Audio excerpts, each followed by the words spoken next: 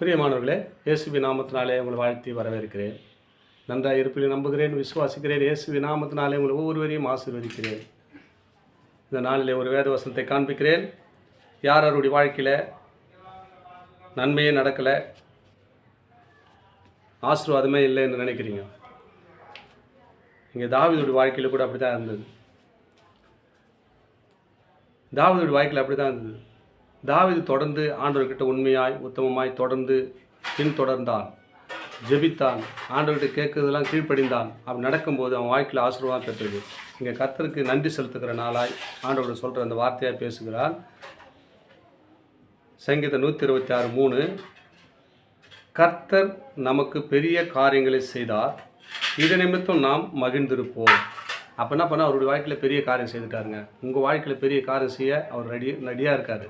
அப்போ நீங்கள் என்ன பண்ணணும்னு சொன்னால், அவரை தேட ஆரம்பிக்கணும், அவருடைய வார்த்தையை கேட்க ஆரம்பிக்கணும், அவருடைய வழியில் நடக்க ஆரம்பிக்கணும். இந்த மூன்றுலாம் யாருடைய வாழ்க்கையில் செய்கிறீங்களோ நிச்சயமாக உங்கள் வாழ்க்கையில் தாவீதுடைய வாழ்க்கையை உயர்த்தது போல் உங்களை உயர்த்தி அவர் ஆசீர்வதிப்பாருங்க.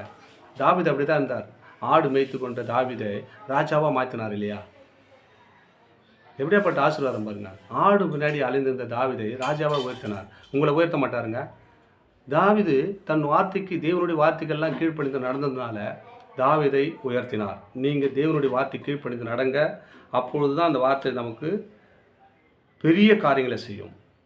பெரிய காரியங்களை செய்தால் இது நிமித்தம் நான் மகிழ்ந்திருக்கிறேன் அப்படின்னு நீங்கள் சொல்ல போகிறீங்க.